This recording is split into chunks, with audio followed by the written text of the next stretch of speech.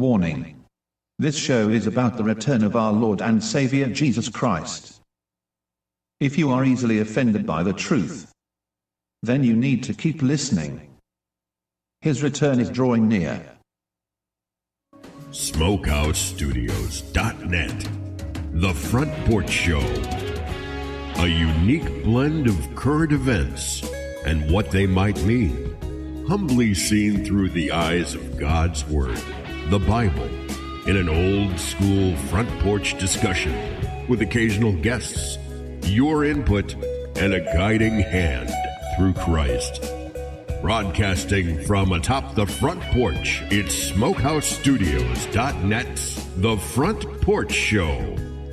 Now, carefully blending more smoke goodness in each and every soundbite, your host, Smokehouse. Well, hello, good evening, good afternoon, good morning, friends, wherever you may be across the globe and across the United States. Oh, Smokehouse with you here. SmokeHouseStudios.net. You know, many people say, why is this called Smokehouse Studios? Well, that's the nickname that has followed me ever since I wore a younger man's clothes, and it kind of sticks, so we run with it. But anyway, welcome aboard, friends. Well, last weekend on the program, as you're well aware of, we were covering all of the riots that were taking place over the weekend. We knew that last weekend was going to be the volley of when the majority of our cities were to erupt. And we talked a little bit about Psalms chapter 9, about the spiritual battle that we're facing and the enemy that we are identifying with and what this spirit is all about. We know this is not about any type of political side. This is not Democrat, Republican. This is spiritual. We're told we do not battle the flesh. We don't battle people. We battle principalities, spiritual wickedness in high places. And so, as I was telling you last weekend, this weekend, I have got an outstanding lineup of gentlemen on the program tonight. We have Brother Bobby Washburn, Gary Burns, Martin Connect, and Bob Goslick. And they are ham operators that I have had the privilege of meeting and getting to know.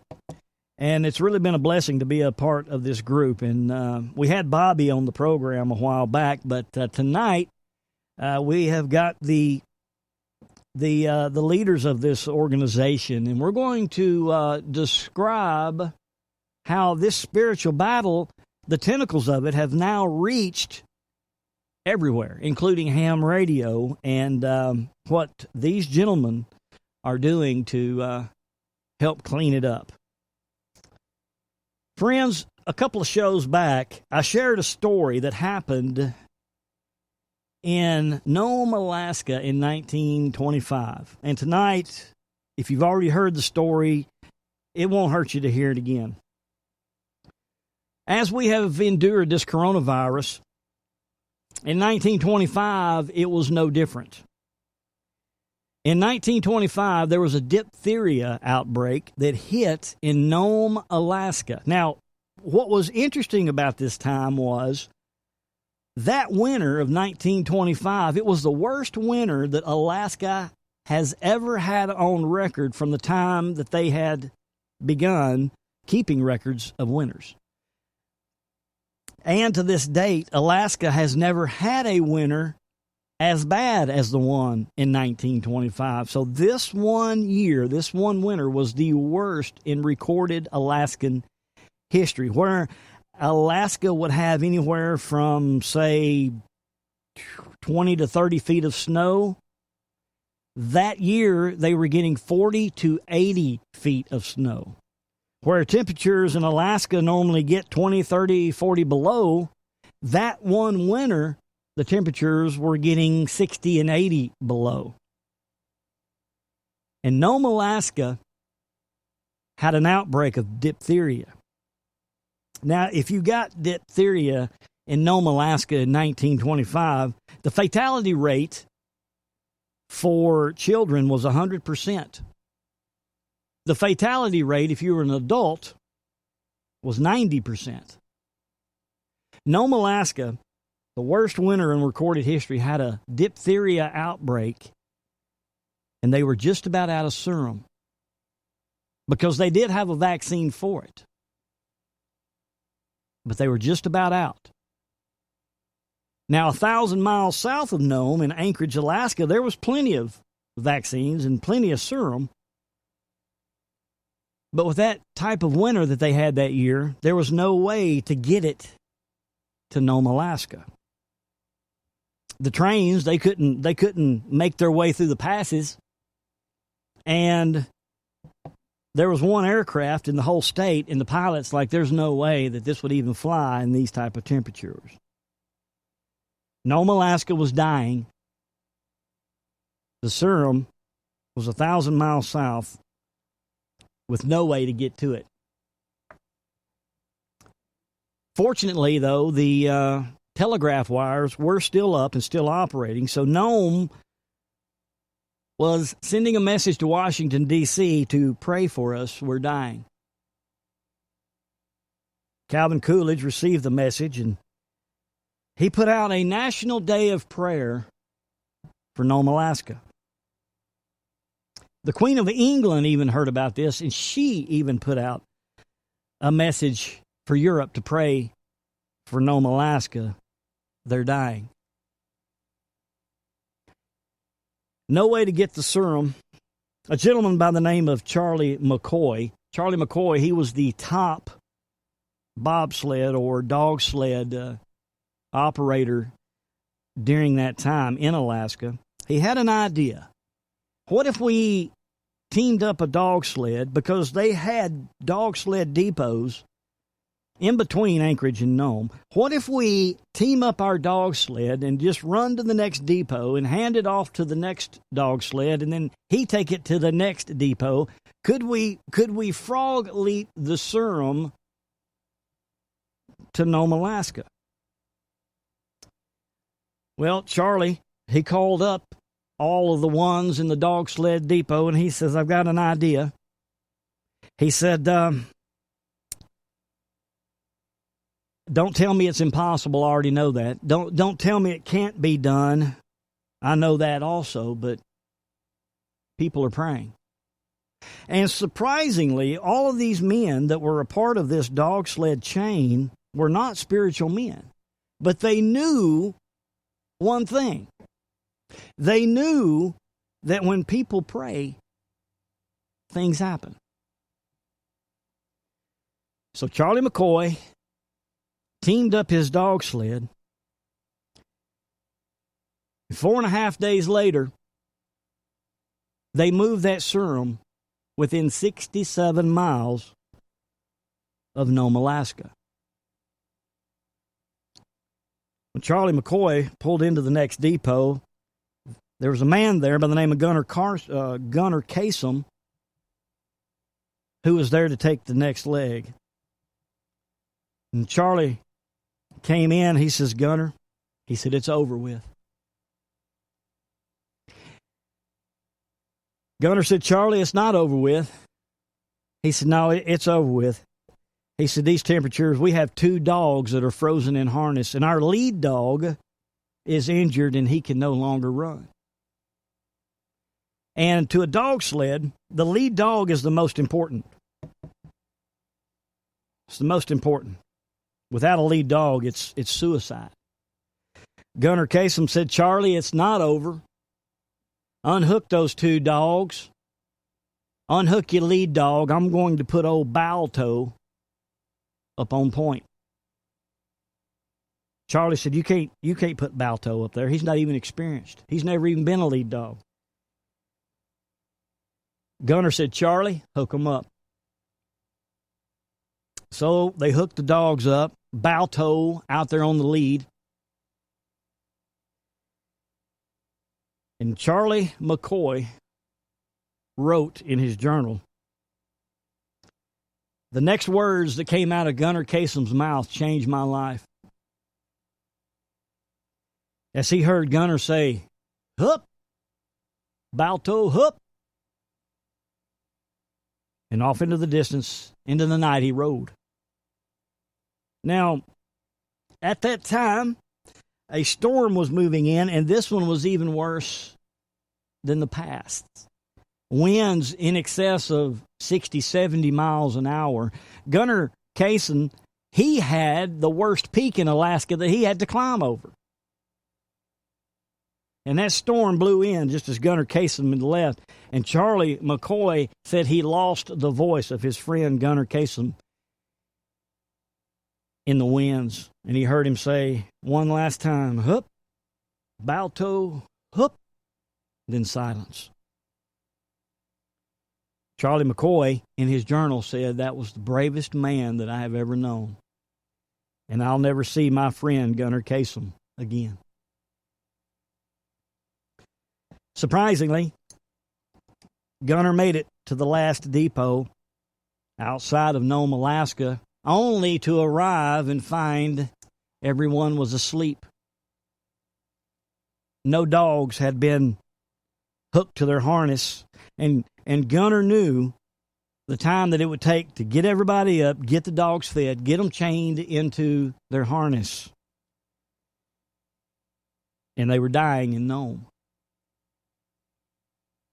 So Gunnar did what he knew he had to. Hup.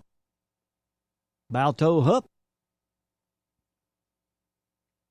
And off he went. Gunnar Kaysen arrived in Nome, Alaska. He had turned over his sled 3 different times. He had broken ribs on each side of his body, but he made it. He was so cold and frozen when he got there, he couldn't even walk. He had to be carried off of the sled. But it made it to Nome, Alaska. Word got sent to D.C., and Gunnar Kaysen and Balto were called to Washington, D.C. There's a monument to this day in Washington, D.C., in New York, of Balto in Central Park in honor of his job. And to this day, that's the only statue that's ever been designated to an animal. The reporters came out and talked to Gunnar Kaysen, and it's like, how in the world could you push through such odds? Gunnar Kaysen said people are praying. And he says, before you can put Balto out there, you've got to have Balto in here. Before you put Hup out there, you've got to have Hup in here. To this day, every year they run a race from Anchorage, Alaska to Nome to retrace the tracks these gentlemen ran, and it's called the Iditarod. And Gunnar Kaysen's last words to the reporter was, "My grandchildren live in Nome, and I had what they needed." Friends, this battle that we're facing is spiritual in nature. We have what this world needs. We have what it takes to spread the goodness and spread what this world needs. And this is why I'm so honored to have these gentlemen on the program tonight, because this is exactly what they are in the process of doing. Brother Bobby Washburn, welcome to the Front Porch Show. How you doing, my friend? Hello, Greg. Good to be back on your show again. Wow, what a story. You know, that tells it all right there. That's exactly what this friendly bunch is all about. These gentlemen that are on the phone with me, they are champions in the game of life. I mean, I know they get down in the dumps and, maybe sometimes they figure, well, why are we doing this? What's up? I mean, why are we even putting forth this effort? And I always tell them a lot of times you got to keep our eye on what we're all about. When I started this group in 2017, July the 4th, and we're coming up on 3 years now. It's unbelievable. We went through it. I mean, the change on amateur radio was met with all kinds of problems, life-threatening. I'm not kidding. I don't mean to over-dramatize this. I mean, my life got threatened several times. But that's okay. I knew that it was going to be a tough battle, but I just felt like, got to do something. I stayed off the radio for 16, 17 years. I come back, and I just couldn't believe what in the world has happened. I spent a pile of money on brand new amateur equipment, and I just couldn't stand what was going on. And that was one of the reasons I formed the Friendly Bunch. The FCC was nowhere to be found. Matter of fact, and I'll tell you a little short story. We got attacked one night, and at the end of the attack, let me back up. We knew the attack was coming, but when we did get attacked and everything, we were able to. There was a way to get around, things like that, and we did that. But at the end of it, the guys gave their call letters out. That was sent directly to the FCC. Nothing was never done. That was one of the biggest things that happened to the Friendly Bunch. And, we've had leadership that I thought was who we needed to have, and they turned out not to be the kind of people I thought they were. But now I've kind of learned my lesson with that.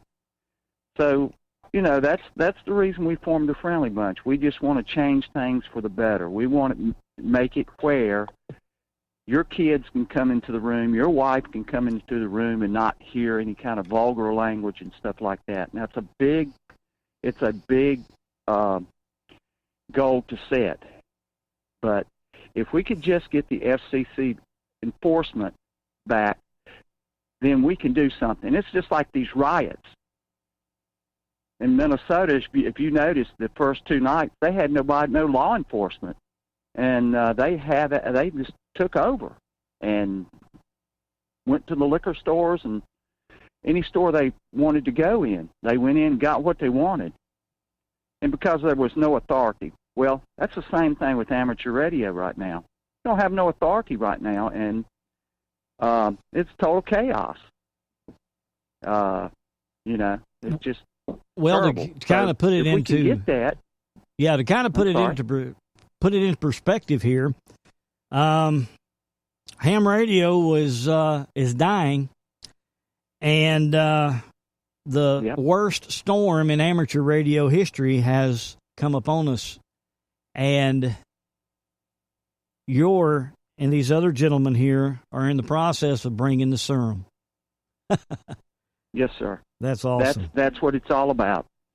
So, Greg, talk to the rest of the guys. So I want to hear what they think. I really look up to them. They are super people. I can't put into words how much I appreciate them.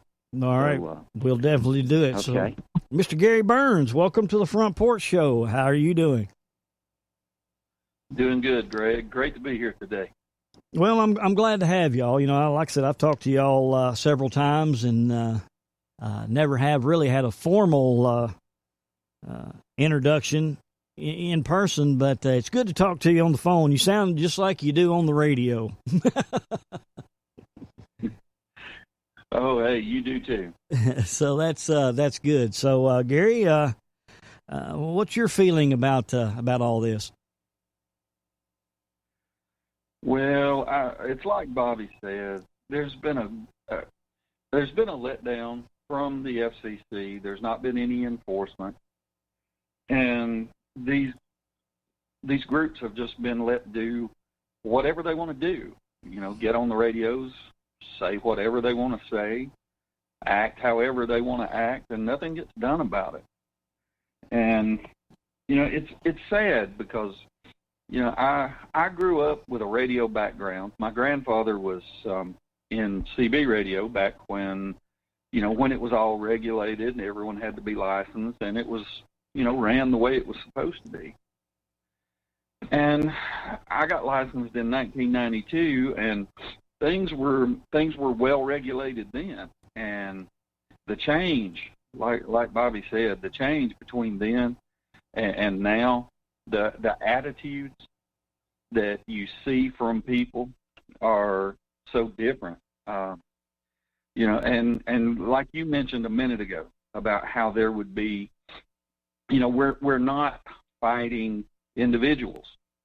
It's a spiritual thing. There's been a change in the attitudes and the spirituality of all the folks that are in the service, and no one, it's hard to find groups where people actually care about one another. It's hard to find a group where you have something in common with, where you can get on and have a good conversation with anyone without being called names or foul language, anything like that.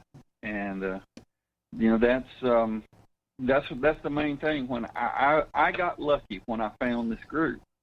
It's been about, I guess, almost 2 years, and I just happened to find the group on one night, and I stopped and listened to them, and I thought, hey, these folks sound a little bit different than who I've been dealing with, because I was fairly new to HF. I hadn't been on high frequency all that long, and I'd had people come on, and simply because I didn't talk the same way they did or was not in the same area they were, they would use foul language toward you, be hateful.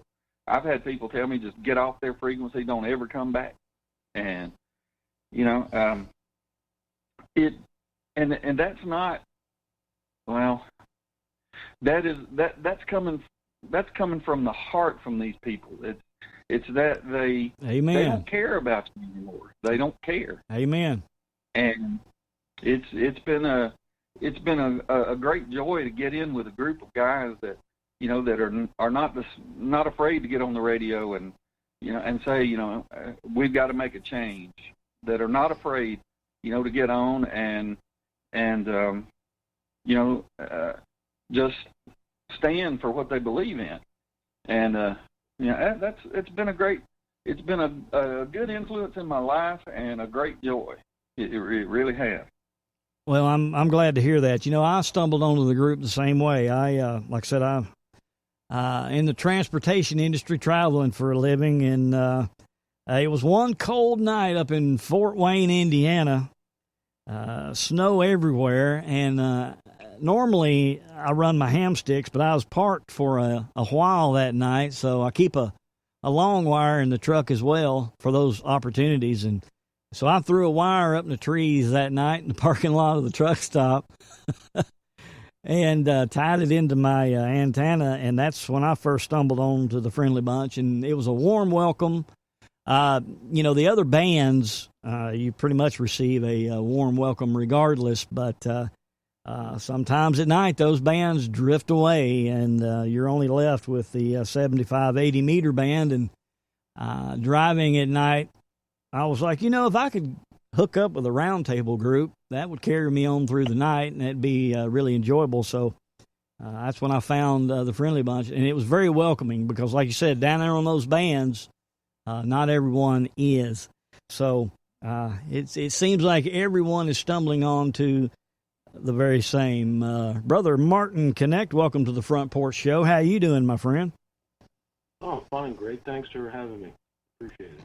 Hey, I've got a quick question. Do you ever talk on the Stone Mountain repeater ever? No, sir, I haven't. I have not been able to reach that repeater. Okay, because I was down there a couple of weeks ago, and I talked to a gentleman on that repeater, and his name and his call just slipped my mind, but he's part of the Friendly Bunch, and he knew who I was, but his call wasn't really resonating with me, and so I didn't know if that was you or not. But usually when I get down there, I try to get on board. So, Martin, what brought you to the Friendly Bunch? Well, pretty much like Gary was saying, looking for a nice place to land and have some good conversation, fellowship. And like a lot of other folks, I was tuning the van one night, and I came across the Friendly Bunch and listened for a while. And like Eric said, also, it seemed to be a good place to be. And I really enjoyed the conversation. Good conversation, clean conversation, and like the saying is, your mother could walk in the room, your children, your wife, and nobody would have any problem with the conversation that goes on with our group. Great bunch of fellas. Can't ask for any more than that. We all work together, try to keep things moving, and I think the best part about it is it's a place for amateurs to go that want to be in a place that's like that. And I've actually had folks, and I'm sure the other gentlemen too, when I'm on as controller, they'll come in after listening for quite a while, and they'll say, hey, I really like how you guys operate, and I like the conversation and the fellowship, and you're always open to having someone step in and take the frequency and chat with someone, and it all works very well for us, and that's pretty much why I stayed there and why I'm doing what I can today. All right, well, very good. Yeah, that's seems to be the attitude, toward this this channel and this group, and that's why I am very pleased to be a part. Brother Bob Goslick, welcome to the program, and I guess your sentiments are about the same, aren't they? Thanks for having me on the show, Greg. And yeah, my sentiments are the same. I mean, my story with the Friendly Bunch is very similar to more or less a combination of everybody's. So I got started in amateur radio when I was very young. Got licensed at 15 and got my general class at age 16. And back then, just the whole attitude of everybody on the air was completely different. Everybody, stuck to the rules, and the radio operator sort of self-regulated everybody, and it was a much nicer hobby and cleaner hobby back in the late 70s compared to what it is now. And like Bobby, I got out of it for several years due to school and work and moving around. I was off the air for several years, and when I came back, it was like the other gentlemen are saying, it's like, I can't believe what I'm hearing.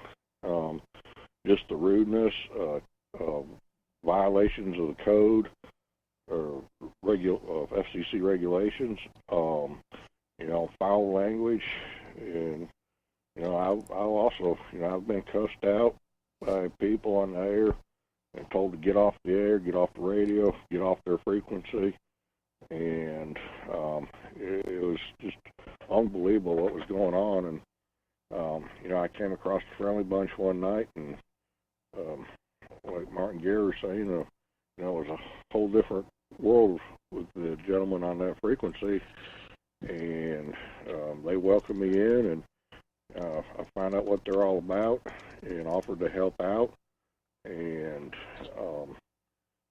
went from there. I've helped them contact Washington, contact the FCC, and do some other things for them. And it's not just amateur radio. Like I said, it is a thing with society and the spiritual nature of the way society's going right now. It's just everywhere you look, it's just lack of respect, lack of authority, and people just doing what they want. And it's getting worse. And we are trying to do our best to clean up the amateur radio and get it back on track. Something that's probably going to come a little bit. You mentioned about amateur radio dying, and we're losing operators. And we do have a segment that we run to try to get young people back interested in it and get some new operators in the future. And one other thing here, I believe you mentioned the Stone Mountain repeater station. You're not going to believe it, but I believe I am the person that was talking to you on the Stone Mountain repeater when you were down here. I believe you were waiting to get a load out, if I'm not mistaken, and we talked, and I was telling you about the Friendly Bunch and being involved with that. So that was me you were talking to, Greg, if you can believe that. Well, Bob, I apologize. I'm sitting here looking at the area codes, and while you were talking, I was like, Martin, his area code is not that area. Well, man, it's good to talk to you. Then I didn't realize that was you. It's a small world, but I sure would hate to paint it. Well, that's awesome, man. Well, good to finally talk to you here on the program. This is a real treat then. See, friends, this is what this is all about. Now, I know we kind of went a little lengthy to kind of introduce you into what we're going to be discussing tonight, but there are rules and regulations that are set up with the FCC, and that's why you have to be licensed in order to operate on those frequencies. And like Bob and the rest were saying, you have to follow the rules. You cannot play music on the radio. You cannot be threatening or abusive. You cannot spread propaganda, which we're going to talk about a little bit later in the program, because not only does that involve ham radio, that involves any type of frequency the FCC controls. You cannot do these things on. So our news media that is spewing their hatred out on our airwaves, they fall under the same guidelines. And we've covered in the past where Trump has signed an executive order basically telling the FCC to get off your couch and do what you're supposed to do. And when we come back, we're going to ask Bobby about that, about at what point the FCC was kind of pulled away and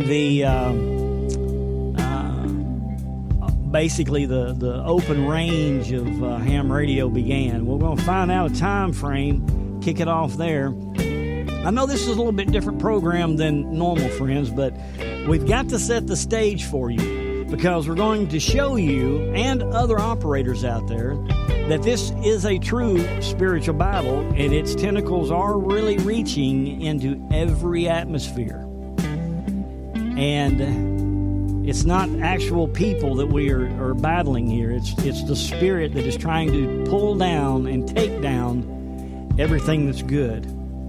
But as you've heard from these gentlemen already, they have the serum. They have what ham radio needs. So when we return, we're going to tell you what that is. We'll be right back, right after this.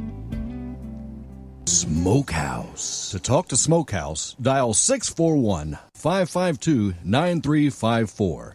That number once again, 641-552-9354. And enter access code 252380, followed by the pound sign.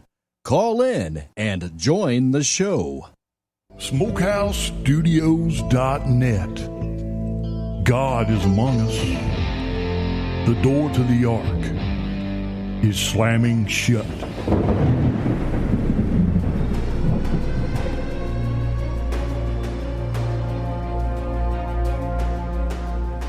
Here's what the Holy Spirit said. He said, I have many ministers, and they are speaking on my behalf. But he said, what's missing is the urgency of their voice. These mega churches are really cognizant not to offend people. And they're really careful when they get up and preach to people that everybody leaves out there feeling really good. Preachers refuse to preach on the coming of Jesus Christ. Where's the urgency? I have never seen America in the place where we are right now. If you think that all the persecution is going to remain in Iraq against the Christians, you better think again. It's already coming into this country right now. If we don't tell people what they need to hear, God's going to hold us accountable, and their blood will be on our hands. Whenever we preach, we've got to preach with an urgency in our voice that we need to be right with God if anything should happen to us. There's things right now in motion that may change our nation almost overnight. And for me to stand here and act like everything's all right, I can't do that. The politicians in Washington can do that and lead you to believe that everything's going to be okay. But in the house of God, there's got to arise a siren that says, blast, blast, blast, attention, attention, attention. Things are changing, and they're changing quickly. We've got to have preachers in the pulpit that will say, watch out! Warning! Warning! Red light! Warning! People know something's going on in the Middle East. They know something's going on in Iraq, in Iran, in Damascus. They know about Iran. And people that's not even scripturally literate are trying to answer these things, and they're missing in a million miles. And God's saying to the preachers, get up and tell them. It's time to talk about what God's doing. People are seeking the Lord. People are seeking Christ. And if they don't find Him in the church, where are they going to find Him? I have a question. Where is the urgency?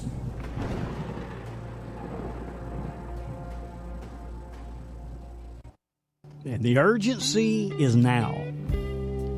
You know, not only in the church, folks, but in every place that we go. We're battling a spirit here. And I want to apologize ahead of time. I have not previewed this, if there's any language, but it's crunch time, folks. We can't be sensitive in these days. We have got to approach everything head on. If you're not aware of what's been going on in our cities and in our country, it's because we have been idle. It is because we have been tolerant and too afraid of feelings. But I'm going to give you a little example of what these gentlemen are talking about here on ham radio. Well, if it's world for you, go ahead and try that because you take and look me up and look at my antennas once. That's why you got a problem. Because I live where I put up monster antennas. I'm getting tired of the QRM just like you do. But you guys are insane to sit there and operate that close to 13. But even though you're not on 13, 13 is not being used. If there's nobody on 13 when we start operating, you're saying that even though you guys aren't even on the frequency, that we should not operate on 15 because you, at such and such a time, will be coming on 13. That's exactly what you're saying. Do you have any idea where I'm at? I don't care where you are at. I don't literally care where you're at. But what makes you think that you can hear anybody and everybody on there?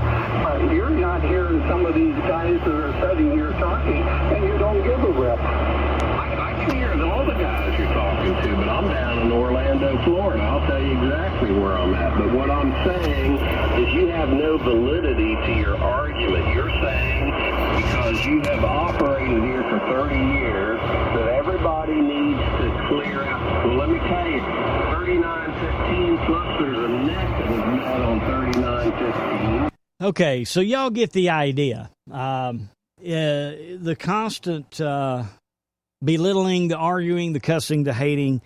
This is what's taken over the airwaves. Now, I hate to keep, focusing on what's going on in our cities right now, folks, but my goodness, we can see it spreading everywhere. So, Bobby, let me pull you back on here, my friend. And you was talking about how the FCC has loosened its grip. About what time did this happen? I would say actually the year 2000.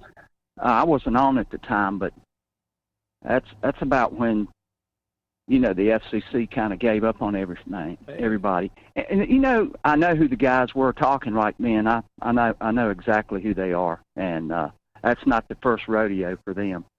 But anyway, getting back to what I was saying, the year 2000, because I've got some statistics. The year 2000, there was 1.2 million ham operators. Today, we have 765,000.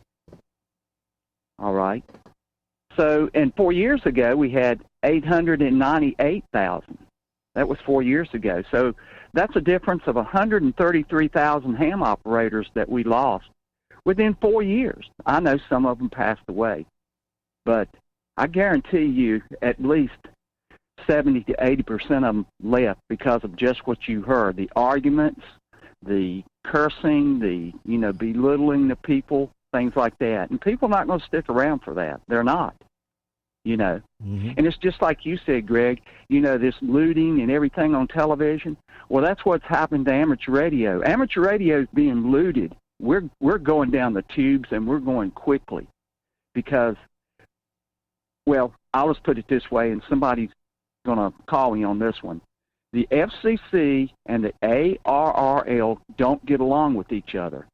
The ARRL tried to push their weight around with the FCC, and the FCC, being a government organization like they are, and I've worked for the government, they're not going to stand for nothing like that. Either they're in charge or they're not. And they just decided that they just threw their hands up. Okay, ARRL, you just take care of everything. And they haven't. So that's where we stand with amateur radio, the way I see it. And about the year 2000, it started going downhill pretty quick. Okay, well, that gives us a good idea, and the reasoning why, the government has loosened their grip and all that. Friends, Trump has signed an executive order stating that the FCC step back up to the plate and start mining all of these type of things because unlike Citizens Band, Citizens Band at times, if you're, the CB radio, at times when the conditions are right, it can be heard all over the United States and around the world. But the ham radio bands below those frequencies can pretty much be heard nationwide and around the world at all times. So people in other countries are hearing this, and it's really, really causing issues. So, Gary, what's your input to this? Well, Greg, like you're saying, people don't stop and realize that the arguments, the bad attitudes, the foul temper, everything that they're doing right now, they don't stop and think about the fact that they are being heard in other countries. It was for a while. It didn't dawn on me. I would hear these people arguing and everything, and I didn't think that much about it. And then Bobby pointed it out. He had gotten on an SDR, and I don't remember exactly where it was, but it seemed like it was over in Switzerland or Germany or somewhere over that way. And he could hear groups out of the United States doing the things that they're doing, the foul language and the cursing and all of that. And it is a bad representation on the United States, on American ham operators and everything. And operators across the sea, in other parts of the world, they think very little of us because of this. And I just wish that, President Trump wants to make America great again. Well, we've got to start in all aspects to make America great again. This includes the amateur service. And, it's a long journey. It's going to be a lot of hard work. But a wise man once said, the journey of 1,000 miles begins with just one step. Amen. That's kind of why I opened up with the story I did, because it's truth. It's a true story. It actually happened. And talking to Bobby before everyone showed up, I made the comment that, we're trying to do our part to clean it up, but we may only have 100 watts in a wire up in the tree, so we don't have much.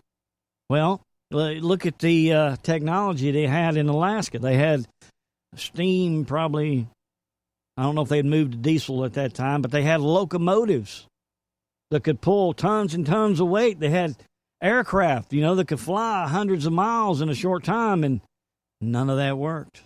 And what did they rely on? Old-fashioned technology to get the job done. And that's right. This is what we can do with very little. Martin, how long have you been a ham operator? I've been a ham operator since 1994. But my radio background goes way back to probably 1972 when I was a TV operator, of course, with the call of KEN 7484, and kept the Part 95 log, and everything was done by the rules. And, well, everybody's kind of talked about how things have changed since then. But I had an interest probably from Cub Scouts when I built my first crystal radio. And that kind of pulled me in, as it were. And then my father, he was the operating engineer running cranes through his time, and they used CBs to keep in touch with folks on the rooftop. And one day he brought a couple of them home. I guess they were used ones, and well, there it was, and there I was, and I got to tinkering with it, and it just kind of snowballed from there. So I really enjoy it. I really enjoy the hobby, and like you were saying earlier, and the rest of the folks here, where we are at with our group, sort of like one step at a time. The first step, we're trying to put down the place where people can come and try to be with us and enjoy the hobby. And we're just hoping that as time goes on, we'll have more folks come along with us, and that spirit will spread. And we can have a radio hobby that is the way it used to be. And I guess that's pretty much the goal. And in my heart, that's what I'm looking forward to. And as long as I can get on the air, I'm going to try to strive to do this. And that's where I'm coming from. Well, I appreciate you asking about how long. Go ahead. I'm sorry about that. What was that you said? No, I'm just following up with, that's part of my goal with this group is to try to, keep things moving. Again, one step at a time forward, and as things progress, more people come on, and we can lead by example. That's the idea, at least in my mind, to my example, and we'll see that there are folks out there that don't behave in other ways, and discriminate and chide each other and curse and do things you're not supposed to. And like Bob was talking about, the kids' night, that's fantastic. I look forward to getting my 8-year-old grandson down here on a Saturday. Maybe it'll probably be actually next Saturday, and I'm going to try to get him in there on kids' night with the rest of the kids. He likes to sit next to me when I was on the air when he does spend the night, and he actually chatted with a couple of fellows from the Friendly Bunch. Of course, me as control operator, but he just liked to say hi, and he really enjoyed it. So I think he'll be looking forward to it when he comes down next Saturday. But I'm kind of rolling on, but I'll turn it back over to you. All right. Well, that's good to know. And Bob, you're providing a good service. And see, folks, this is what we're talking about. It's these little things here that we can do to keep moving that serum down the road. So, Bob, you had mentioned you'd been an operator for quite some time, and I know you've seen changes over the many moons. I'm relatively new ham operator. I've only been a ham operator for 3 years, which is the next little topic we're going to get into as far as, the purpose of ham radio and the need for it, especially in the days we find ourselves in. But, Bob, some of the changes that you've seen with the FCC's lack of control and it being free reign, I know it's aggravating because me being new, I didn't have to endure a lot of the testing that our elder hams had to go through to learn Morse code and things like that. So I know that was kind of the first little notch in the pedestal to kind of irritate older, I wouldn't say older, but elder ham operators when that was laxed. And then now, you're facing this type of atmosphere where the FCC is gone. So, the drive, I guess, is my question. What is your drive now to be a part of this group and try to put standards back in place? Well, I tell you, I was going to go back to that FCC thing also. And you're right, back when I got my license, of course, it was an actual exam in front of an FCC examining board, and you did have to pass the Morse code exam for that. And, I was one of those that was a little disturbed when they relaxed that code,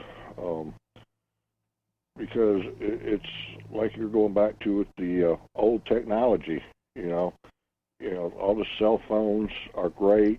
You got, even on 2-meter repeater stations are great.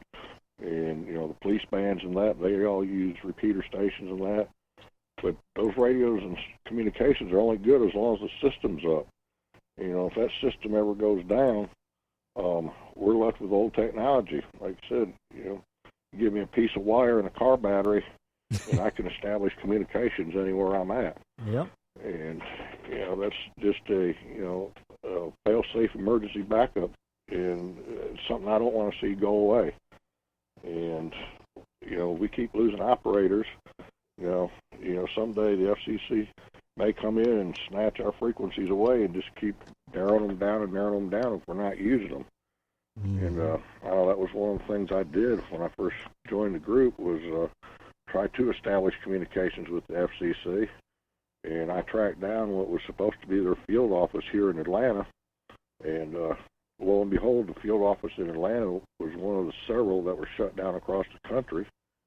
And then I did manage to track down, they do still have a monitoring station here in the Atlanta area. And I actually did get a hold of someone there and talk to some personnel, and they said, you know, we don't monitor the amateur radio bands. It's not our problem. And if you got a complaint, go to the FCC webpage and send them an email, which if you've ever done that, you might as well go ahead and beat your head against the wall. You'd get better results. And so, yeah, it's a great hobby. You can tell everybody enjoys it that are in there, and you can find a group like ours where they can actually sit back and relax and have fun with it and not be berated and cussed out. And, you know, that example you played a little bit ago, just to let everybody know, that is mild. The language and what you heard there is very mild to some of what is going on out there. If we got one of those recordings, you would not be able to air it on your show. So, and, you know, that's just what's going on right now. And I thank Martin there for mentioning the kids' night. That is one of the things that we host on Saturday night. And we try to get our young followers, like, you know, sons and grandsons and daughters, neighbors, nephews, nieces, you know, using third-party communication rule, try to get them involved and keep this hobby going. Hey, amen. Well, you know, my son will be coming in, so we'll have to put him on the air on the kids' night. Of course, he's not quite a kid anymore. He's still a early teen, but he's 6'2", probably getting up there about the weight that I am. I don't know, Bob, what they're putting in the food today or what it is, but these kids today, boy, they shoot up quick. So it's kind of pleasing to see that. Well, I'm glad you brought up the fact of the FCC now wanting to remove certain frequencies. Now, I know that certain parts of the Citizens band, CB band frequencies years ago used to be part of the amateur radio band, and it was taken away from amateurs and given to normal citizens to operate. And if we step back and we look, let's just go back for a while. Let's go back to 9/11. Okay. We had the attack that took place on this nation, and what surfaced from that. We had the Patriot Act, we had the NDAA Act, where your habeas corpus rights will be taken away from you. And if you're just thought of to be a terrorist, well, then you can be dealt with no rights. You can be detained indefinitely, okay? Rights that were granted in the United States Constitution, they're gradually chipping away at our rights. They're gradually chipping away at what they want. We can just go back in history and look. You know, laws are passed. Look at this coronavirus. I mean, everybody lost their rights during the coronavirus and are still losing it today. Churches are being closed. You know, I won't go on that rant on this program. I went on that rant last program.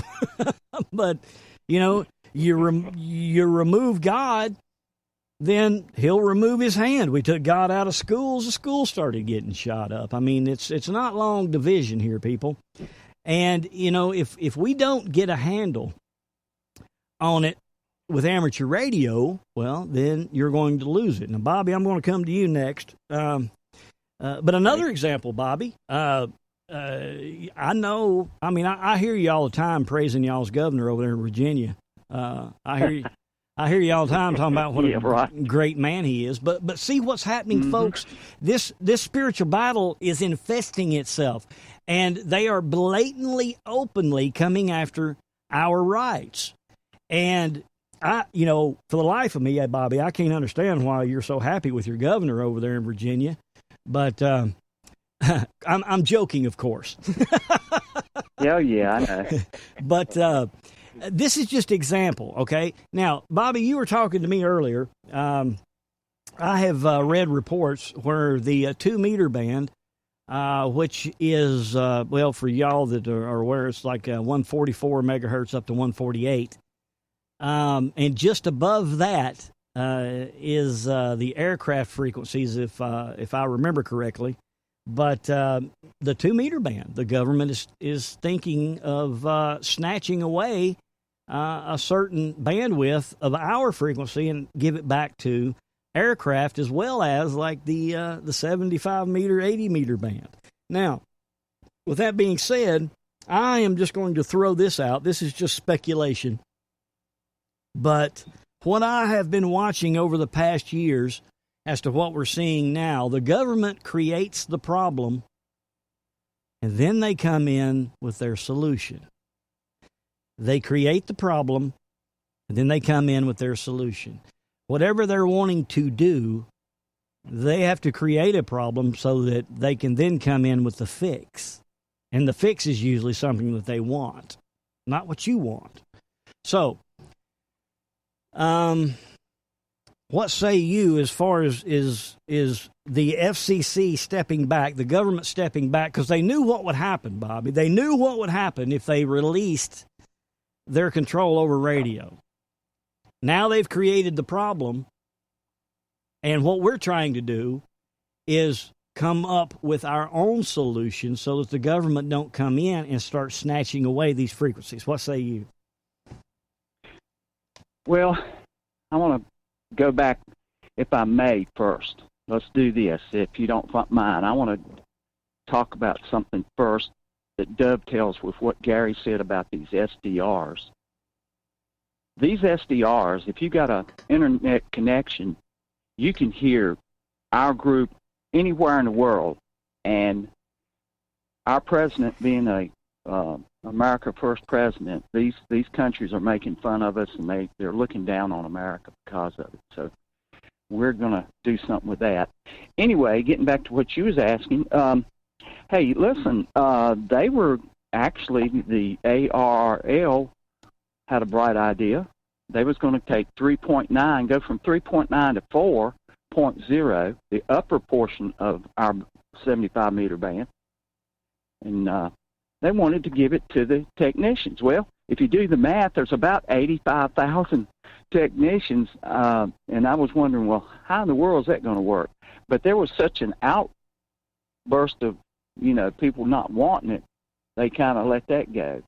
Now, the lower portion of the 75, 80-meter band, on down below 3.5 or somewhere down in there, you got commercial aircraft coming in from other countries. And what happens is when these aircraft are approaching like LaGuardia, places like that, they will be handed off to LaGuardia via VHF. And I also heard that the FCC was thinking about taking the bottom portion of the band and giving it to them, and that didn't fly either. So, we're kind of being pushed around. And it's like I said, we really need to get our president involved with this because of, like the guys have said here, and it goes without saying, but I'll say it anyway. We're being clobbered by these people that probably are actually not even licensed ham operators, and they're making America look bad. It's a sad thing, but I think our president could straighten that out very quickly. Greg, back to you. Yeah, I think he could. And let me kind of clarify for our listeners that aren't ham operators. There are 3 levels of licensing, okay? There is technician, general, and extra class. And the technician is like your entry level, and the general, of course, is like the middle level, and then the amateur extra is the top level. Each level is granted a certain frequency range, and what Bobby was saying is the technician range is your entry level. You know, that's your 2 meter band, 144 megahertz to 148, and then which is VHF, and then the UHF is up around 444 to 448, something like that. I'm extra class. I should know that. But anyway, and they're allowed an allotment on the 6 meter band, which is 50 megahertz up to 54 megahertz, and then the 10 meter band, which is just above the Citizens band frequency, 28.3 to 28.5. And those propagate, skip, if you will, not as often as the lower part of the band. If you start going into like 18 megahertz and below, you know, that propagates quite often. And 20 meter, which is 14 megahertz, down to 1.8. Man, break caught us. Wasn't even watching. But when you get down that low, that propagates pretty much all the time. And so what he's talking about is you know, if you have a technician license, you can get down on HF, but your opportunity of talking with propagation is somewhat limited to the conditions. And so by bringing the technicians, you know, down into the areas that we have to study hard for and get a higher degree of license, it's kind of like what Bob was talking about with, you know, the Morse code and the new ham operators not having to learn Morse code. It's kind of not fair. So I just wanted to kind of clear that up to our listeners so they'll know what we're talking about. So, friends, stay close. We'll be right back right after this. Smokehouse. To talk to Smokehouse, dial 641-552-9354. That number once again, 641-552-9354. And enter access code 252380, followed by the pound sign. Call in and join the show.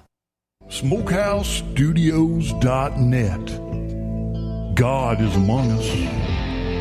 The door to the ark is slamming shut.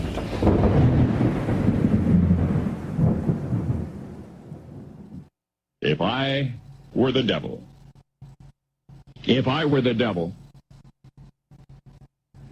if I were the prince of darkness, I'd want to engulf the whole world in darkness, and I'd have 1/3 of its real estate and 4/5 of its population, but I wouldn't be happy until I had seized the ripest apple on the tree, thee. So I'd set about, however necessary, to take over the United States. I'd subvert the churches first. I'd begin with a campaign of whispers. With the wisdom of a serpent, I would whisper to you as I whispered to Eve, do as you please.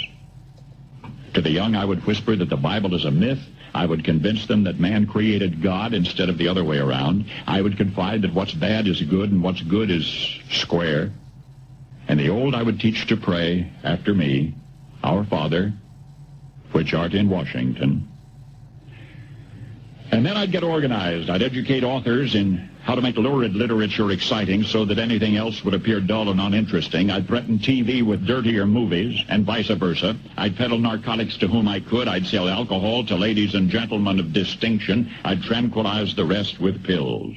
If I were the devil, I'd soon have families at war with themselves, churches at war with themselves, and nations at war with themselves, until each in its turn was consumed.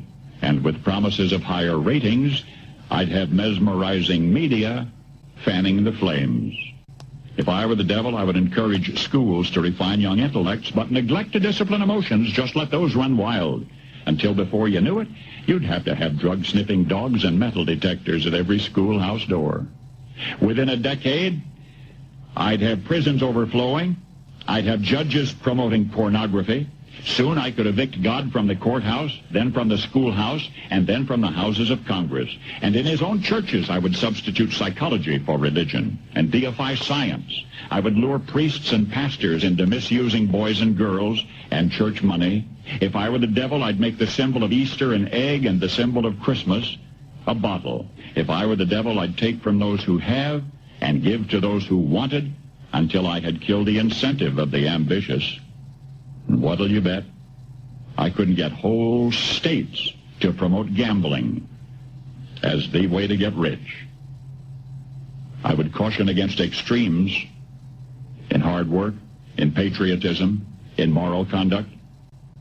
I would convince the young that marriage is old-fashioned, that swinging is more fun, that what you see on TV is the way to be.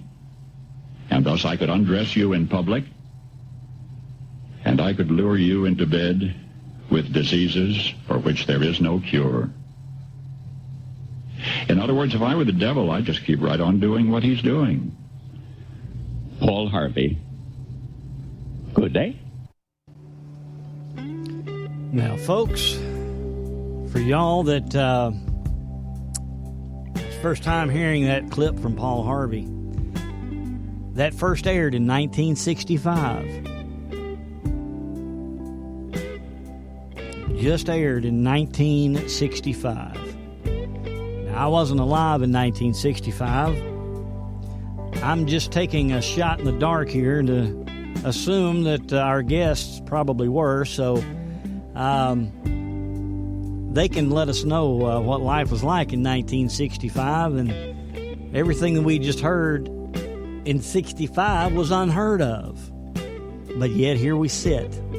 And I asked the question on last week's program when I aired that, was Paul Harvey prophesying to us the way that this world was going to be? So pretty powerful message there that resonates with us today.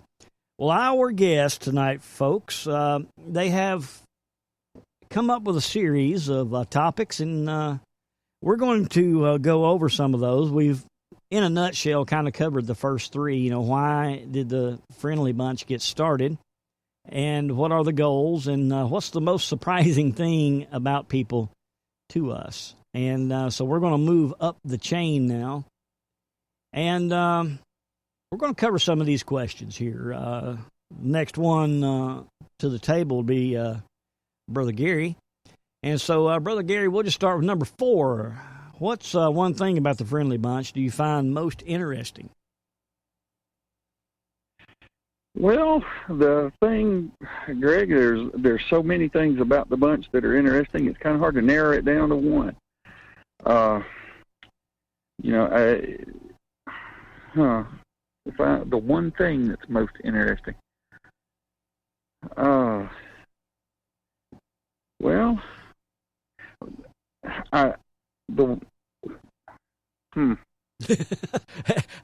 Sorry you to put you on the spot. You kind of got me on that one, Greg. Well, I guess the one thing that I don't know if you would call it interesting or what, but it's the fact that it doesn't matter. You know, now I'm talking about the regular group of us that are on there all the time. You know that we're from diverse backgrounds. You're in transportation. I'm in emergency medical services. Bobby worked for the government. Marty, forgive me, I don't remember. But even with all of our diversity, the group has been, no matter what happens, the group has a common goal. The group is supportive of one another. And, it doesn't matter what happens. We've got faith in one another and believe in one another. And to me, that is one of the great things about the group. I don't know if you would call that as being interesting, but that's the best answer I can come up with for that question.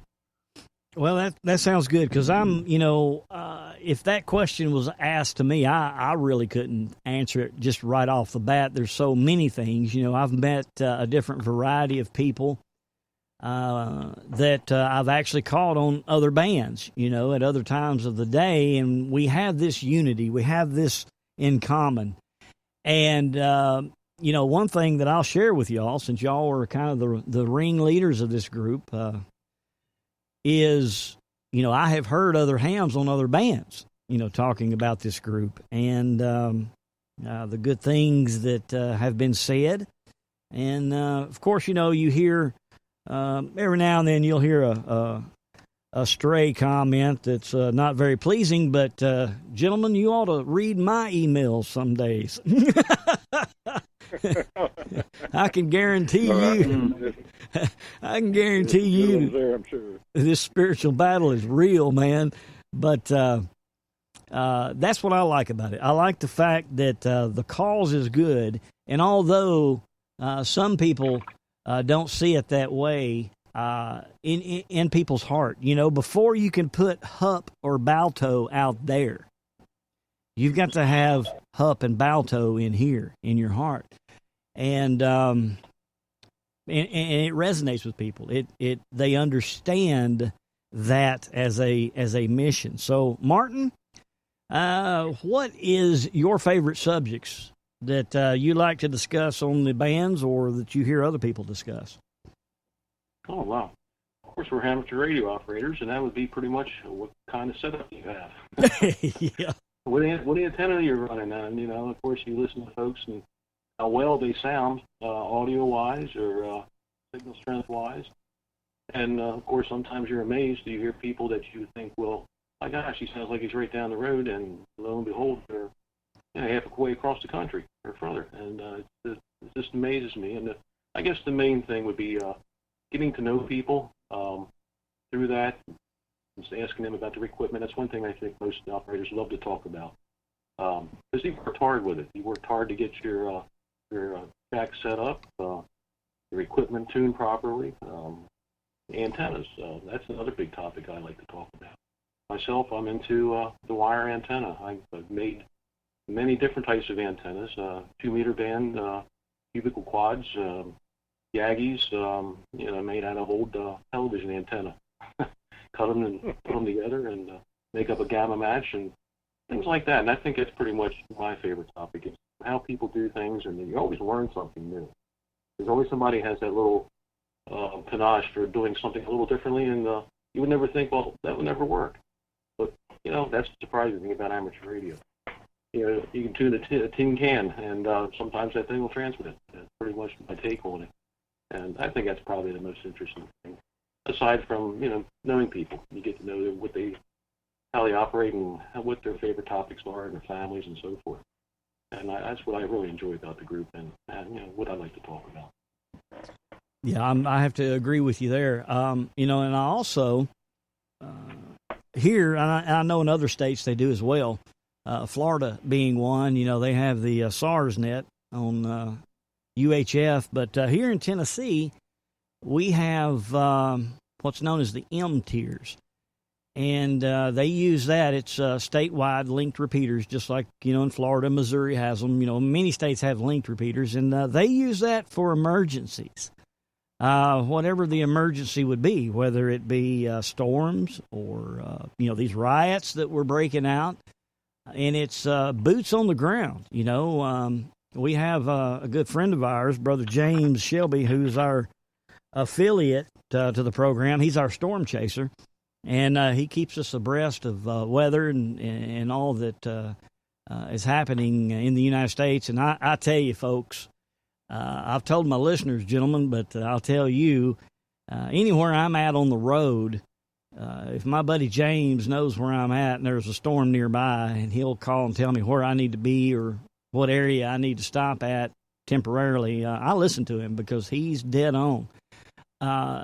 These tornadoes that have ripped through Tennessee over the last couple of months, he called that the major one, the one that ate up 80 miles of terrain. He called that one watching the Hook when it was back coming out of Clarksville, headed toward Ashland City, and the news media wasn't reporting it yet as a tornado, and he says it's going to form. And he was able to get that information to the news media, which helped out. But the point here is, and he's working now. He's studying for his license now, because I told him, I said, man, you need to be part of MTERS, and he's in the process of studying. But this is what's important, like Bob was saying earlier, when communications go down, ham operators will still be working, because we don't rely. Now, the repeater system, you rely on technology and internet and stuff like that. But, if that were to go down, the radio-to-radio contact is still available, and you can still get messages abroad. And that's one thing that I like, is the fact that you have that access. And getting back to MTERS, when there are storms, emergencies, riots, you have boots on the ground that can in real time warn you of any impending danger, help in any way. If you break down in a vehicle, you can jump on MTERS and holler at somebody, and if there's nobody near you, then phone calls can be made for you if you don't have phone service. So it's a very helpful thing to have ham radio. And with what we're battling here with this spiritual battle, how it can easily be taken from us, it would be like losing an appendage.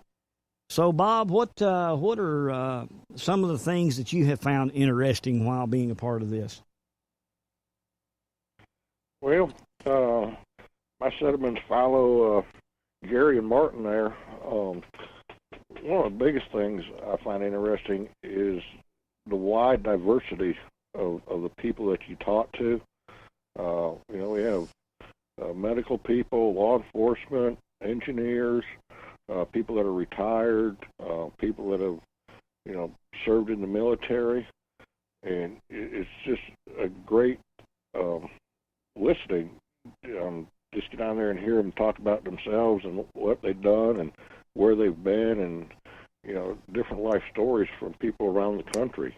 Not just the people you deal with on a day-to-day basis, and I find that extremely interesting.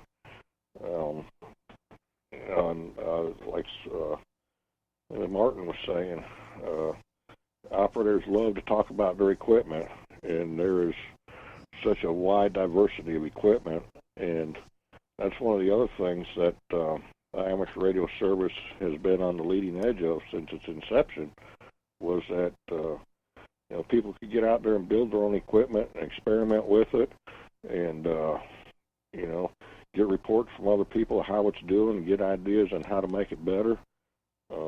That's one of the things that we are able to do. We don't have to have a UL stamp on our equipment to operate it. We can build our own stuff and experiment, and people help you out with it. And, it just makes an all-around great hobby. And like I said, there's really no age limit on it. As soon as you can pass your test and get involved with it, the longer you have to enjoy it. Amen. I would agree. And, what Bob was saying, friends, let me share this with you. I do not remember the gentleman's name, but you can look this up on YouTube. Bob Hall and the guys on Ham Nation had a program. I think it was their last program or the program before last.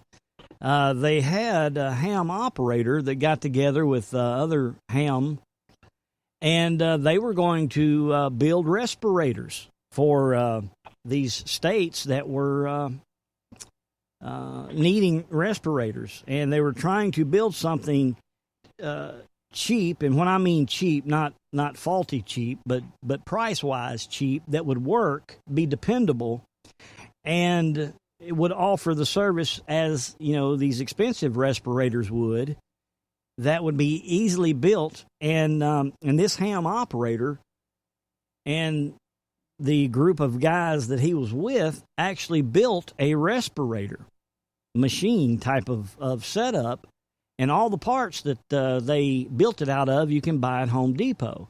And it's now being sent to the FDA for approval. And if it's approved, then it's going to be built, mass-produced, and used. And the reason I bring this up is because one interesting thing that this ham operator had said is we had this idea. We know how a respirator works. Now, I don't know how a respirator works. He explained it. Again, go check out Ham Nation and check out that video. Even if you're not a ham operator, it's going to blow your mind. But he stated that we knew the path that the air needed to take. We knew the pressure that needed to be used, and we knew the avenues in which the plumbing, I guess you could say, of this respirator needed to go. And so what we did is we looked at it as a RF frequency in a radio, how a radio produces the RF, how it's pushed through the finals and all of that. And he says when we looked at it in that aspect, it made sense on how it needed to be done, which direction, the way the air needed to be forced, the type of product that they needed. They used a valve from a sprinkler system for one of the gates. And all of this technology they knew of ham radio, they were able to implement it into this design of a respirator, and it works, and it works well. So it's not just the fact that you can get on the radio and talk. You learn a talent and a trade that you can implement into other things, this being life-saving equipment. So, Bobby, back to you. We really didn't get a chance at the beginning to tell people exactly what frequency this is on and the times that it's on. So fill us in on where the Friendly Bunch can be found and at what times. It can be found on 3919 every night from 7 until 11 o'clock Eastern Time. And with this group, we actually don't take check-ins, or we don't ask for people to join us or anything like that. We have found that people hear us and they want to join in on the conversation. We're a conversationalist group, is what we are. And therefore, we don't have to ask for anybody to join us. It just happens. We average somewhere around, 30 to 40 a night. It was 40 to 60 or so during the winter. And the reason for that, it's so noisy during the summertime, and a lot of guys don't like that noise from thunderstorms, things like that. So that's where we can be found, and all that. You want to talk about the annual meeting that we're going to have? If you would like, go ahead. Okay. We have an annual meeting in October. It's the second week in October. It's going to be the 9th and 10th at Stone Mountain State Park. We stay at a place called the Allegheny Inn. That's in Sparta. So Sparta's 10 miles from Stone Mountain State Park. So the way we run this thing is we get together. We have giveaways. I call a lot of these suppliers that supply radio equipment, and they want their name put out there, so they give to the Friendly Bunch, and we in turn give things away. It took about 2 hours last year, something like that, to give things away. And then at 12 or 12:30, we have lunch, which is catered in. And then we have our keynote speaker. And this might be a guy that everybody knows, Greg Martin. He's going to be our keynote speaker. So, Greg, we're expecting a lot out of you. I hate to put you on the spot. But, we really appreciate Greg. Greg is one of these type people that you can't get off the phone with. He's so interesting to talk to and knows a ton of stuff about what's going on. And I can't get off the phone with the guy. So, Greg, we appreciate you more than you know. And I just want to add that, I pray for this group every night. I want us to do what we set out to do. We've already changed amateur radio. We have. And we want to get to know people. So if you come on there, don't be surprised if we asked you what you do for a living. And I could just read off. We got anybody from engineers to lawyers. We have a retired cardiologist that's a member of the Friendly Bunch that we've gotten to know. Lives over in Knoxville, Tennessee, over there. And hey, we just got police officers. Gosh, 4 or 5 different guys I know of are police officers. And the reason I know that is because we actually just ask them, what did you used to do for a living, or what do you do for a living now? We just want to get to know good people, because I feel like if we get enough good people involved, great things will happen. And it has happened. Tremendous get-together up there. It's just unbelievable. People having a good time. I mean, we have a great time up there. It's fun, and looking forward to seeing everybody. So that's about it, Greg. That's all I have to say about that, okay? All right. Well, I appreciate the invite to be the keynote speaker. I've got a bunch of ideas of what I'm going to put together to kind of build morale and get the horses running. And you gentlemen at the beginning of the program actually got to hear a little bit of the way I'll be delivering it. So you'll have an idea of how it's going to go and what we're going to discuss. Let me go to Jeremiah 12 just a second. I cover this all the time to my listeners, and I know you're probably getting tired of hearing it, but it's important. We're trying to clean up ham radio and get the FCC back involved and at least, salvage amateur radio. I'm glad you're praying, Bob, because as I opened, they got the serum from Anchorage, Alaska to Nome simply because they knew that people were praying. And as we battle this spiritual battle that we do, we understand who the enemy is. It's not a person. It's not a group. It's good versus evil. It's Satan versus God. And those that study this in the Word understand that it's being fought in the heavenlies. But we also know in Corinthians that what is happening in the spiritual will manifest itself in the physical, and then the spiritual aspect of it will come. And so this spiritual battle that's been being fought in the heavenlies now, we are starting to see it manifest physically now in our society and on ham radio. But as we are battling this wicked spirit here with goodness, with prayer, with the way it ought to be fought, we have to understand that Jeremiah and the other prophets went through the very same thing. And in Jeremiah 12, he was, I wouldn't say yelling at God, but he was wanting answers. He said, why are we always continually seeing the wicked prosper? Why? And the Lord said, hold it now. I'm aware of what's going on. And Habakkuk, the prophet Habakkuk, he only has 3 chapters, but he asked the Lord the same thing. Why are we always seeing the wicked prosper?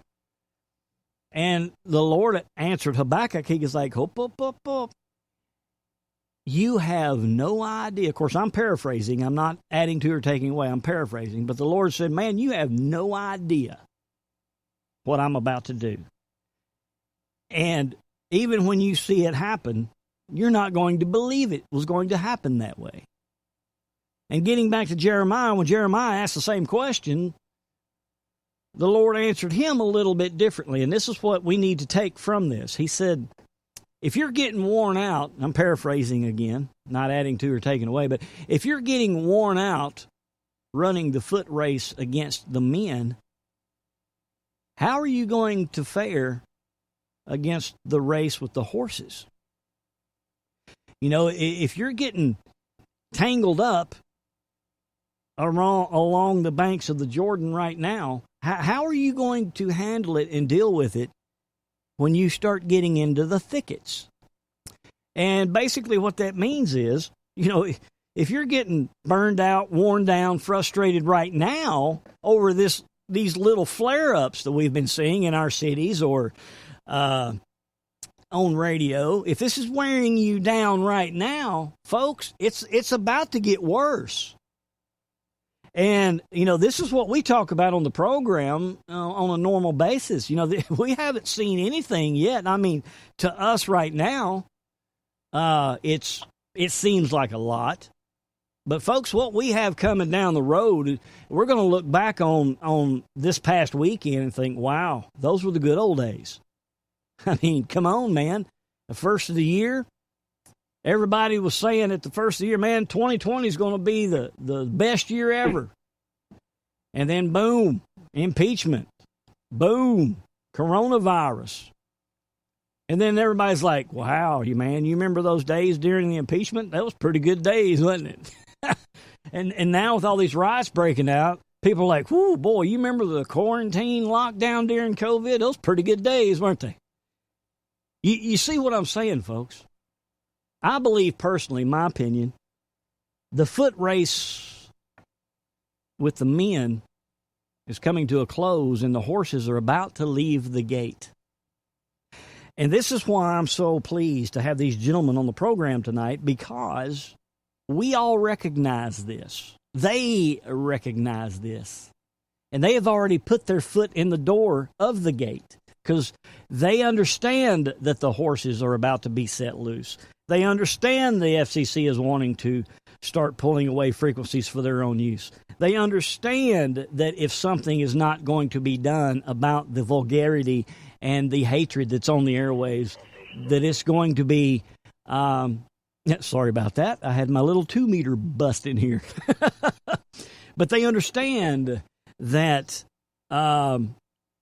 this race is about to commence. So, Gary, I'll move to you, brother. As we're coming up toward the close of the program, we've, believe it or not, gentlemen, we've been at it for an hour and a half. It don't seem like it, but it goes by fast. So, Gary, in the future, question, what if something is not done to clean up ham radio, in your opinion, what do you see happening?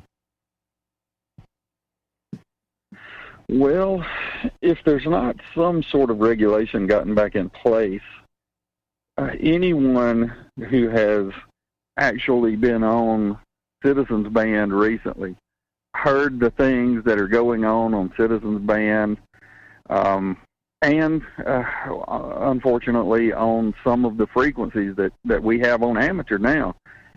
I think it's only going to spread. It's only going to get worse, and I think it'll eventually get to the point to where, it will be hard for decent, God-fearing people that don't want to hear that kind of stuff to even find a place to meet and talk. I think that it will get to the point to where the frequencies, especially 75 and 80, which are our worst at the time, will get to the point to where they will about be unusable to us. And I hope that it does not come to that. I really do. I'm hoping that the FCC will put some regulation back in place. And, well, actually, the regulations are there, but I hope that they will begin to enforce the regulations that are in place. I hope they will see what's happening. I hope that they will come back to the understanding of how important the amateur service is to the communications, emergency communications, and things like that. How important that the amateur service is to the country. I just hope that they will come back and see that, or else I'm afraid that it's going to become just that. It will reach the point to where it's going to be unusable. I'm in agreement. Yeah, I've seen it happen too many times in different ways. I'm in the transportation industry, and the activities of past drivers, call it wrecks, call it drugs, call it what you want. It's really taken away. 15 years ago, 20 years ago, it was a lot of fun to get out there and run up and down the roads, and that fun has been taken away due to regulations, electronic logs, the clamping down of captivity. And, folks, there's one important thing that we're trying to get across here. It's not just ham radio. It's every aspect of our lives that we deal with. If we do not take control over it now, this whole nation is we the people. The government is just elected representatives that are supposed to uphold what our desires are, but that's been changed. Isaiah tells us that there will come a time when good will become evil and evil will become good. I think we have arrived, but the point is that if we do not take control, take handle of these problems that we see arise, then it will either be taken away or, turned against us. So, it's time for the men and the women of today's time to stand an oak for what is good, for what is right, and demand it. Do not take no for an answer. Demand it and stand firm on it. So, Martin, what are some of the things that you try to do in this effort? Well, I try to, on our operations when we get on the air in the evenings, I try to encourage good conversation. In that regard, us talking now and today, folks that are probably amateur radio operators or operators maybe to be, if they're interested in it, speaking, I guess, for all of us, I'd like to welcome them to come and listen to our conversations, and if they would like to get in on the conversations, please do so. Because I think in that regard, we can help promote our cause, and it'll just hopefully grow. And, more people perhaps will come over to the realization that the way we operate and carry on our conversations is where they want to be. And I think that's great. And just stepping back to, it was amazing when you mentioned that you had played that Mr. Harvey, Paul Harvey. I could tell you, and I guess I speak for the other guys too, it sounds like it was something he just put together today. And that's rather poignant, I think. I think he had the handle on what's happening in the society today back then. And again, I just hope that, through our group, and try to encourage people to join us and join conversation. Everyone's welcome for conversation. Not much joining the group because we don't ask that, as Bobby said, but we encourage people to come in and say hello. And like yourself, Craig, speaking to you, I've done that in the past in my times on the air. You're up there in that truck and out on the highways, and it was great to hear you. And it was a really good time, and I do appreciate it. And by the way, thank you for what you're doing here for us today. No, that's no problem. Well, and the important thing about this program is this program is worldwide. We're going to have people that are ham operators not only here in America, but Europe, Asia, South America, you name it. They all tune in to the program. Well, not all, but, pockets of people from these other countries are going to hear this. And, maybe it'll resonate with them like, wow, this is a problem that needs to be dealt with. And all it takes is one person to stand up. They've done experiments, the government has, that they'll have a group of people together with just a certain small number of people, maybe 4 or 5 people in a group of 100 that are in on it, but they will have a situation arise to where someone will need to stand up and say something about it, and nobody stands up. But one of those 4 or 5 that are in on it will stand up and make a statement, and then that'll cause the other people to be like, well, if they did it, I can do it. And then it'll cause the other people to stand up, and that's what it takes. You know, it takes just that one person, that one group, to stand up and bring attention to something, because we're not criticizing any of the ham operators. We're here trying to identify what the true enemy is of ham radio, and that is the spiritual aspect that has now manifested itself amongst the frequencies. Bob, you sound like a man's man to me, and I really respect that. And so, what are some of the things that you suggest that others do in this effort? Well, I'll tell you, actually, if they, would just follow the example that we're trying to set forth for them, is, make people aware that, things are not going right out there, and that we need to straighten it out now. I mean, it's happening in amateur radio, but it's also happening in societies in general. And like you said, it's going to take people to stand up and say, it needs to stop, and until you do something, we're not going to take no for an answer. We've got to slow this degradation down that's going on, because amateur radio, like Gary was saying, if we don't do something, it's going to get to the point it's just not going to be usable. And talk about trying to bring new operators in. If they get in there and all they're hearing is all this arguing and cussing and fighting and stuff, they're not going to be interested in it. And that's not what the hobby's about. We're just trying to make everybody aware of that. And I'd say the best way to phrase it is we're trying to lead by example. And we're trying to make a good example for everyone of what the hobby should be and how it should progress. And we're doing our part, to try to do that. And, we're going to keep working on it. We're going to keep contacting Washington and other local authorities and that can help us out. And we're just going to keep pursuing our efforts to make this the best hobby in the world.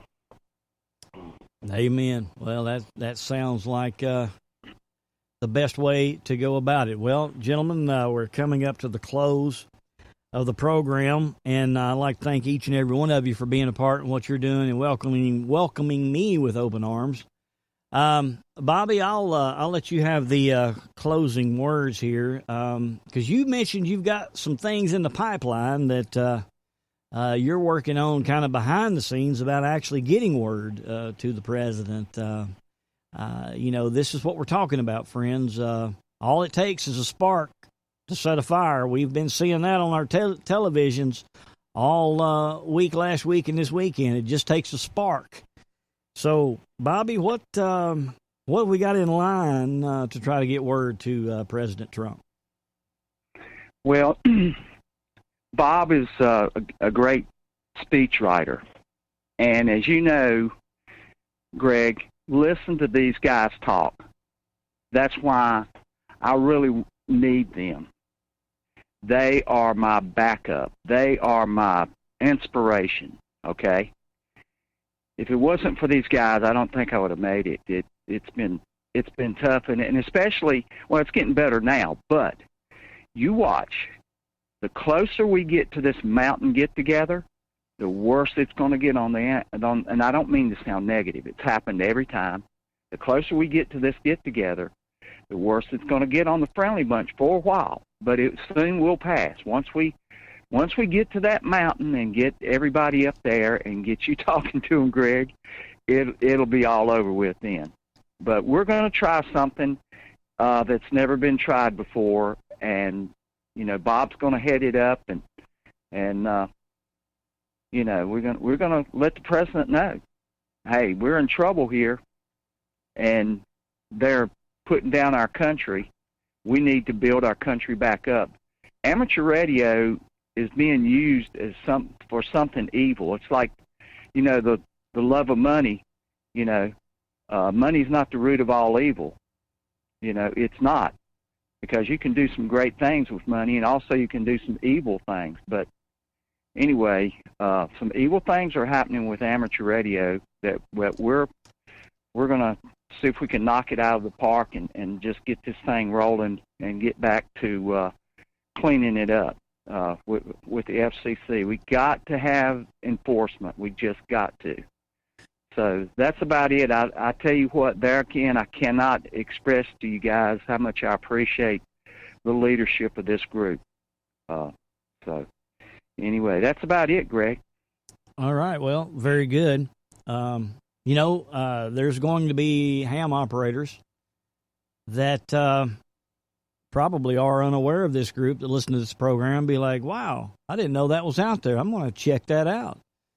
So tell them once again where we can be found. 3919 every night from 7 until 11 o'clock Eastern time.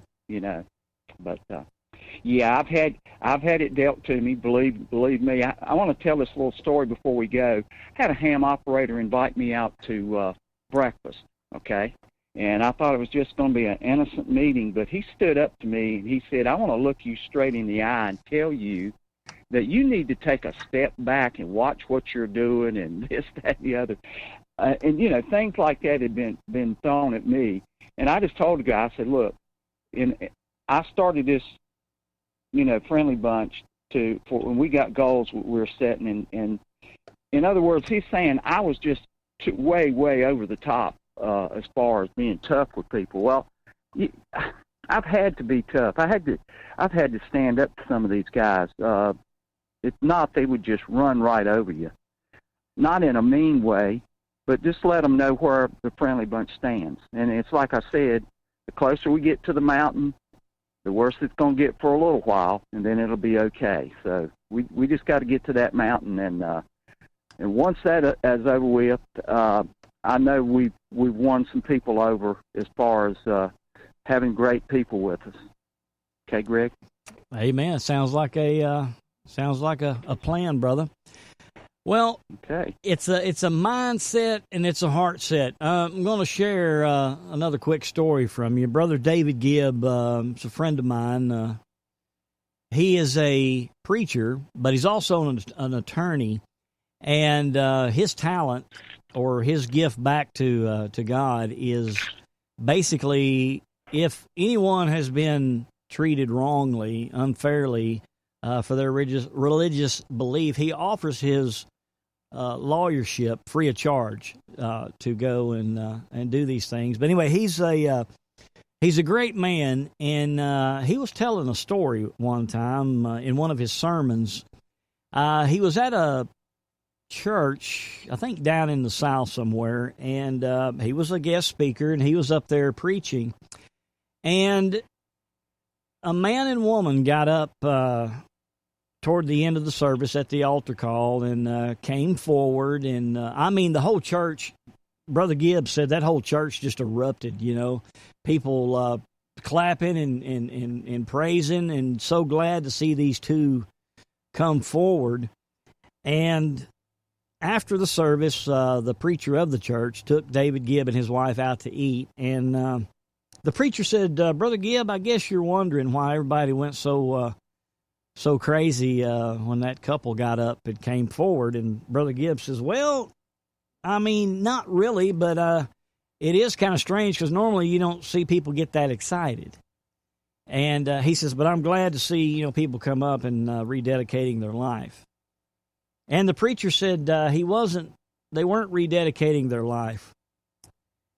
He said that man, he had just finished medical school, 14 years of medical school. So understand this. He went through 12 years of high school, 4 years of college, and then 14 years of medical school. And this man is, I forget the title that he had, but he learned how to do brain surgery. And it's the type of brain surgery. There's only 5 people in the United States that can do this brain surgery. And he's one of them. And he has had hospitals, universities offer him mansions, Ferraris, millions of dollars salary a year just to come and practice at their facility.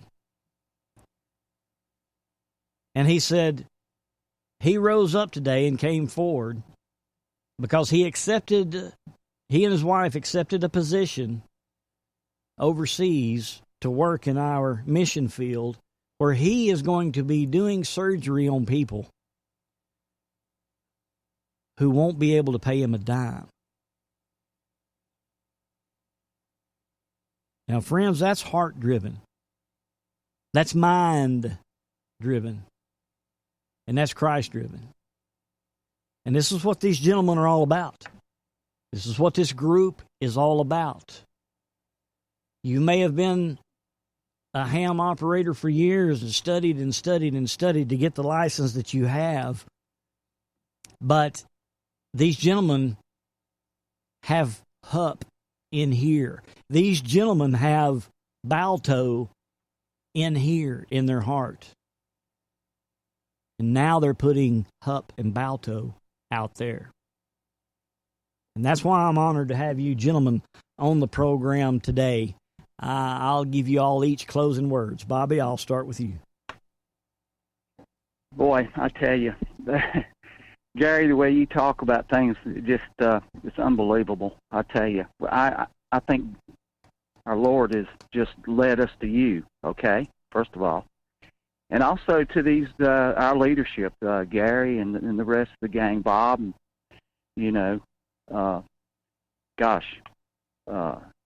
it's just unbelievable what this leadership group has done, and how they're sticking in there and hanging in there tough. You got to be tough. So, and I know we have that. We have the toughness to win, and we will win, by the way. So I'll get it back to you.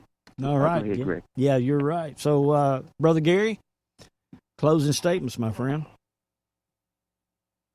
Well, Greg, it's been great to be on with you today. I really enjoy listening to your show. You've got insights and things about subjects that I had never even considered. I had never that I would have never connected the two. And then you mention it, and it's like, he's right. I should have thought of that. But yeah, we've got tough times ahead. I know you can see everywhere you look, we're in the last days. That in the last days there'll be a great turning away from God. Man shall not wish to retain God in his knowledge.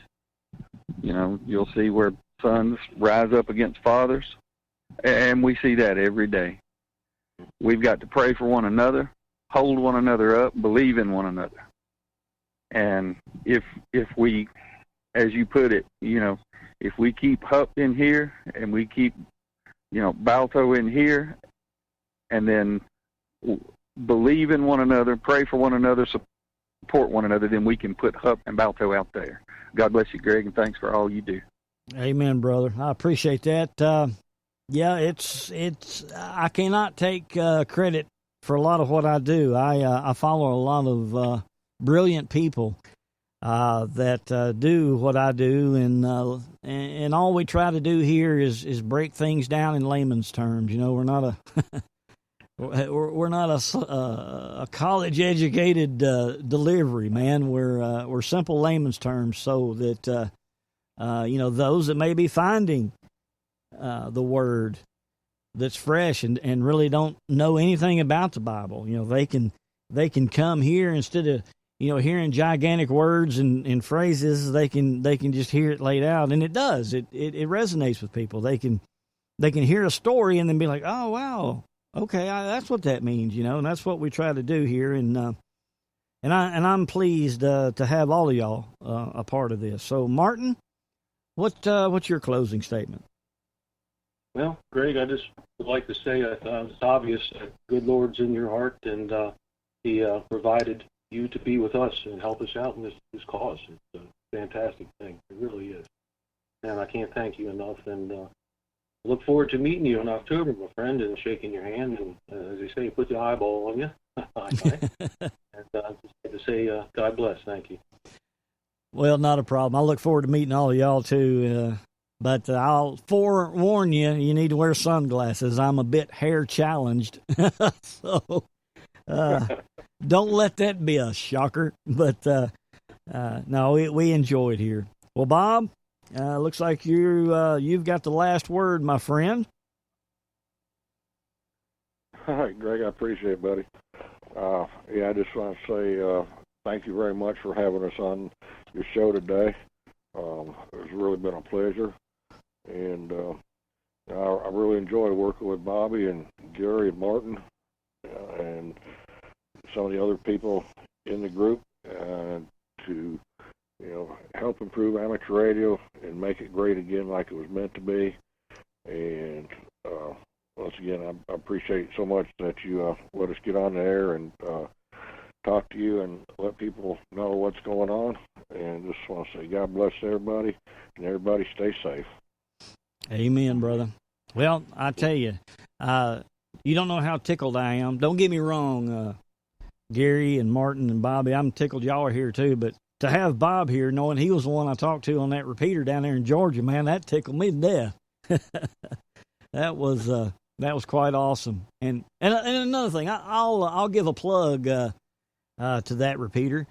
One thing to kind of show you the heart and mind of the people that are in this field, when you travel through Atlanta, Georgia, and you're on the Stone Mountain repeater, when you're in morning rush hour or afternoon rush hour, a repeater, well, without getting into the logistics of a repeater, you have 3-minute increments that you can talk before you need to let everything, reset and then the other person talk. And a lot of these repeaters automatically, if you go over that 3 minutes, they'll shut down and reboot and then come back up, because that's the FCC law, is a 3-minute rule. Well, when you go through Atlanta on the Stone Mountain repeater during rush hours, morning and evening, they've got their timer set for 90 seconds during the rush hour time. And when I first stumbled onto that, I was like, now, why are they doing that? And so I never really questioned. I just, if that's what they're doing, then, that's their repeater. They can do as they want. And then I happened to be going through there one day when a gentleman did key up and ask why during rush hours is there this 90-second time limit. And the gentleman responded, and I don't know who was responsible, Bob, maybe you could tell me, but whoever originally owned that repeater back in the good old days did that as a courtesy for the operators, because everybody during rush hour, and if you've ever been to Atlanta during rush hour, or if you haven't been to Atlanta during rush hour, then I would suggest sitting in a kitchen chair with a ball peen hammer and just beat yourself in the head a couple of times. It'll be about the same. But, everybody's out. And so all the operators that are leaving for work or coming home from work, they're all on the repeater. And it was just a courtesy during that time to allow everybody an opportunity to speak. And the gentleman said that since that time, they just wanted to keep up that tradition in honor of the one that started that. And that's respect, friends. That is a duty. That is respecting not only, the elders, but respect of your fellow man. And that's what ham radio is all about. And that's what this group is all about, is to bring back the decency, the respect to amateur radio. So, gentlemen, we did it. Man, we're right at the 2-hour mark, and I greatly appreciate your time this evening. I know that everyone has families, and it's hard to get together, but I greatly, greatly appreciate having y'all. And I'm going to ask very briefly that y'all stay on the line after I close the program, got a few things to cover with you. So, friends, this is what it's all about. It takes that first step. It takes that effort. It takes that drive. It takes that heart. And it's time to buckle down and realize that this enemy that we're battling, when Trump talks about this silent enemy, the hidden enemy, friends, it's the devil. It's Satan. It's the minions putting their tentacles out in every aspect of our lives. And we can battle that in the spiritual because we cannot battle it in the physical. The Bible tells us our weapons are not carnal, they're spiritual. So keep leaning on the Word of God. Treat this in the spiritual aspect, and let's battle this enemy, and let's get everything taken care of. Lord willing, and the creeks don't rise. Until next time, I am Old Smokehouse. We'll catch you later. Smokehouse. To talk to Smokehouse, dial 641-552-9354. That number once again, 641-552-9354. And enter access code 252380, followed by the pound sign. Call in and join the show. SmokehouseStudios.net. God is among us. The door to the ark is slamming shut.